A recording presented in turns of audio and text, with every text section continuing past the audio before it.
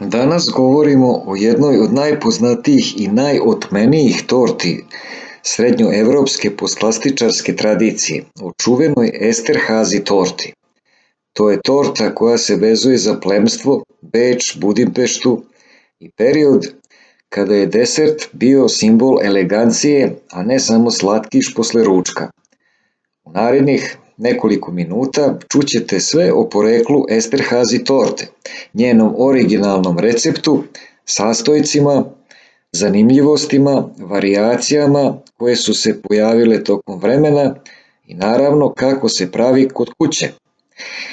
Esterhazy torta dobila je ime po ugarskom plemiću grofu Paulu III. Antonu Esterhazyju, jednom od članova poznate porodice Esterhazy, koja je bila zaštitnik umetnika i muzičara, među kojima i čuvenog Jozefa Haydna. Torta je nastala u drugoj polovini 19. veka, najverovatnije u Beču ili Budimpešti, i vrlo brzo je postala omiljena u aristokratskim krugovima. Neki je nazivaju i diplomatskom tortom, zbog njene otmenosti i složenog ukusa. Ono po čemu se Esterhazy torta prepoznaje jeste kombinacija tankih korica od mlevenih oraha ili lešnika i bogate kremaste fil mase na bazi putera i mleka, ali bez čokolade u klasičnom obliku kao kod recimo reform torte. Još jedan prepoznatljiv detalj je karakteristična glazura na vrhu, bela obično od fondana ili šećerne glazure, sa tamnim linijama koje se pomoću čačkalice ili noža pretvaraju u mrežasti ili paučina dekor. To je dekor koji je postao pravi zaštitni znak Esterhazy torte. Nutritivno gledano, Esterhazy torta je kalorična poslastica, bogata mastima i šećerima jer sadrži dosta oraha ili lešnika, putera i jaja. Ali s druge strane orašasti plodovi imaju visok sadržaj zdravih masti, vitamina E, magnezijuma i vlakana. Dakle, ovo je desert koji se ne jede svaki dan, već je idealan za posebne prilike, slavu, rođendan ili svečani ručak. Kao i kod svake kalorične torte, ključ je u umerenosti. Jedno lepo parče je sasvim dovoljno da se uživa u ukusu i tradiciji. Hajde sada da pređemo na ono što većinu najviše zanima. Kako se pravi Esterhazy torta? Postoji više varijanti, ali osnovna ideja je uvek ista. Više tankih korica i krem od mleka, jaja i putera. Za kore su najčešće potrebni sledeći sastojci: belanca, šećer, mleveni orasi ili lešnici, malo brašna ili skrobnog brašna. Belanca se mute u čvrst sneg, postepeno se dodaje šećer, a zatim pažljivo umešaju mleveni orasi ili lešnici i malo brašna. Smesa se peče u više tankih korica, obično 5 ili više. To je jedan od razloga zašto se ova torta smatra radnom tortom, nije brza, ali rezultat opravdava trud. Što se tiče krema, klasična verzija se pravi ovako: žumanca, šećer, mleko, gustin ili brašno, puter, vanila. Žumanca se mute sa šećerom, dodaje se gustin ili brašno i mleko i kuva se na pari ili laganoj vatri dok se ne zgusne. Kada se ohladi, u fil se umeša penasto umućen puter. Dobije se gladak, bogat svilenkas krem koji se maže između kora. Neke verzije dodaju malo likera ili ruma za dodatnu aromu.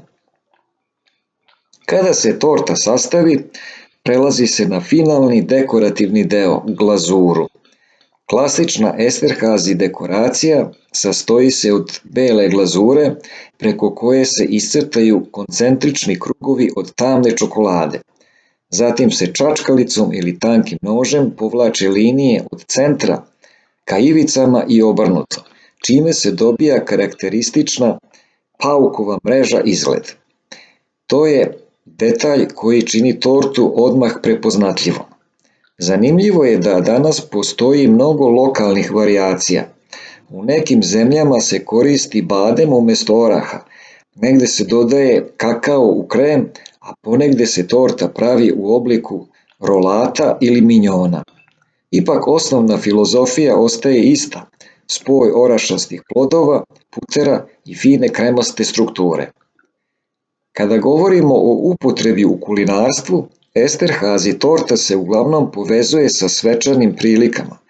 To nije torta za svaki dan, niti desert koji se pravi usput. Ona zahteva vreme, strpljenje i pažnju.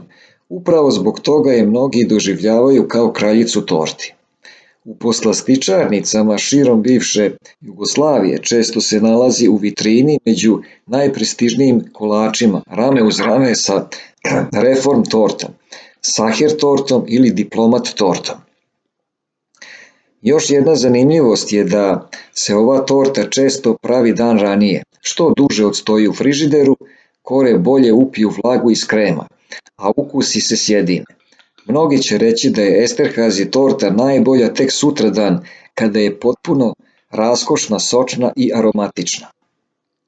Ako se pitate da li je ova torta teška za pravljenje, odgovor je nije preterano teška, ali je slojevita.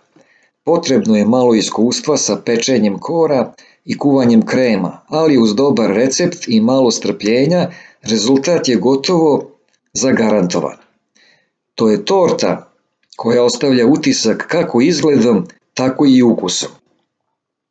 Eto, to je bila priča o Esterhazy torti, o njenom poreklu, sastavu, pripremi i posebnosti.